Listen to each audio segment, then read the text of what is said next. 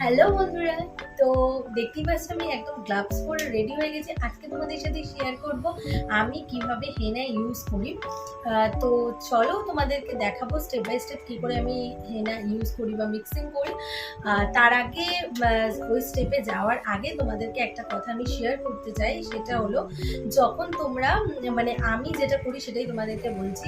হেনা যেদিন ইউজ করবে তার কিন্তু পরের দিন তোমরা শ্যাম্পু করবে, সেই দিন কিন্তু কোনোভাবেই শ্যাম্পু করবে না, তাহলে হেনাটা ভালো করে চুলে বসতে পারে এবং চুলের জন্য খুবই উপকারী। আর নেক্সট আরেকটা কথা আমি যেটা বলছি, যেটা আমি করি সেটা হচ্ছে যদি আমি চুলে ডিম বা দই ইউজ করি সেই দিন কিন্তু আমি শ্যাম্পু ইউজ করে ফেলি, কারণ ওটা স্মেলটা আমার পছন্দ না। আজকে আমি তোমাদের সাথে শেয়ার করব যে সামারে আমি কিভাবে হেনা ইউজ করি। তবে এই ইনগ্রিডিয়েন্টসগুলোর মধ্যে যখন আমার মাঝে মধ্যে খুব বার্গান্ডি টাইপের শেডের ইচ্ছে করে তখন কিন্তু আমি এর মধ্যে বিটরুটের রসও মিক্স করি, কিন্তু আজকে আমি বিটরুটের রস মিক্স করব না। আজকে আমি যেটা নর্মালি যেটা আমি ইউজ করি সবসময়ের জন্য সেইটাই আমি আজকে তোমাদের সাথে শেয়ার করব। তবে আমি এক এক সময় কালারের জন্য বা মাঝে মধ্যে যখন কালারের ইচ্ছা হয়, কেমিক্যাল কালার আমি এখনো পর্যন্ত ইউজ করিনি কোনোদিনও, তো সেই কারণে কালারের জন্য ন্যাচারালি যখন আমার কালার করার ইচ্ছে হয় তখন আমি বিটরুটের রসও মাঝে মাঝে ইউজ করি, কিন্তু আজকে কালার করার জন্য আমি অন্য একটা জিনিস ইউজ করবো। তো চলো স্টেপ বাই স্টেপ তোমরা দেখি।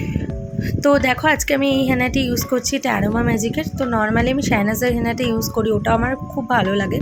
তো এটাও একটু নতুন ট্রাই করলাম। এটা এরকম একটা প্লাস্টিকের ব্যাগের মধ্যে প্যাকেজিংয়ে আসে আর এরকম গ্লাভস আসে। তো দেখো যেটা তোমাদের চুলের যে লেন্থ অনুযায়ী যে যতটুকু লাগবে ততটুকু জল নিয়ে তোমরা ভালো করে বেশি করে লিকার দিয়ে সেটা ফুটিয়ে নেবে আগের দিন রাত্রেবেলা, ঠিক আছে? তারপরে হেনাটাকে ভালো করে ভিজিয়ে রেখে দেবে। এবার পরের দিন সকালবেলা তোমরা কি করবে, এই ইনগ্রিডিয়েন্টসগুলো মেশাবে। সেটা হলো আমি অ্যালোভেরা জেল নিয়ে নিয়েছি, এখানে গাছ থেকে একটা অ্যালোভেরার ডাল নিয়ে। তো তোমরা চাইলে অ্যালোভেরা জেলও ইউজ করতে পারো, এটা তোমাদের ব্যাপার। আমি এখানে গাছের যে অ্যালোভেরার ডালের যে রটা সেটা নিয়ে নিয়েছি। তারপরে আমি এখানে কালারের জন্য ইউজ করছি একটা কফি পাউডার, 2 টাকা দামের যে কফি পাউডারগুলো, ওটা 2 প্যাকেট আমি নিয়েছি। তোমরা চাইলে বেশিও নিতে পারো, কেউ কমও নিতে পারো, যেরকম কালার। আমার একটু রেডিশ কালারটা চাইছিলাম, তো সেই জন্য এটা ইউজ করেছি। তারপরে দেখো আমি একটা গোটা পাতিলেবু মাঝখান থেকে ফেলে নিয়েছি। গোটা পাতিলেবুর রসটা আমি এই হেনার মধ্যে কিন্তু ইউজ করছি, ঠিক আছে? তোমরা চাইলে তোমাদের লেন্থ অনুযায়ী পাতিলেবু নিতে পারো। আমার মিডিয়াম হেয়ার লেন্থ, তো আমি একটা গোটা পাতিলেবু ইউজ করি। তো তারপরে আমি এখানে ইউজ করব হচ্ছে হেয়ার অয়েল। তো আমি এখানে নিহারের হেয়ার অয়েলটা ইউজ করছি। তো এরকম কোনো ব্যাপার না যে এই হেয়ার অয়েলটাই তোমাদের ইউজ করতে হবে। তোমরা চাইলে এখানে তোমরা যেই হেয়ার অয়েলটা ইউজ করো সেটাও ইউজ করতে পারো। তো আমি নিহারটা সবসময় যে ইউজ করি এরম না, এমনি নর্মাল নারকেল তেলও ইউজ করি। তো আমি এখানে আজকে এটাই ইউজ করছি, তোমরা নিজেদের হেয়ার অয়েল ইউজ করে নেবে। তো এই হেয়ার অয়েলটা দিয়ে পুরোটা ভালো করে মাখিয়ে নেব। মাখিয়ে নেওয়ার পর দেখো তোমাদের থিকনেসটা একটু বেশি থিক হয়ে গেছিলো, তাই জন্য আমি আরও একটু তেল ইউজ করে নেব। যেহেতু আমি কোনো রকম জল কিন্তু এখানে ইউজ করব না, ঠিক আছে? কারণ আগের দিন রাতেই আমি ভালো করে লিকারে ভিজিয়ে রেখেছিলাম। তো তারপরে এটাকে ভালো করে মাথায় অ্যাপ্লাই করবে। অ্যাপ্লাই করে 1 ঘন্টার মতন তোমরা কিন্তু ভালো রেখে দেবে।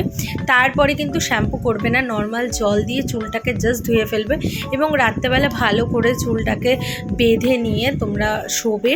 তারপরে পরের দিন সকালবেলা তোমরা একটা মাইল্ড শ্যাম্পু দিয়ে শ্যাম্পু করে নেবে, কিন্তু কোনো রকম কন্ডিশনার বা সিরাম কিন্তু ইউজ করবে না। হেনা করলে কিন্তু কোনো রকম কন্ডিশনার বা সিরাম ইউজ করা যায় না, ইউজ করার দরকার হয় না। তো চলো, ভিডিওটা ভালো লাগে লাইক করে দিও আর কমেন্টস করতে একদম ভুলো না। তোমরাও জানিও কেমন হলো, আর সাবস্ক্রাইব করতে কিন্তু একদম ভুলো না। টাটা, দেখা হচ্ছে পরের ভিডিওতে, ভালো থাকবে।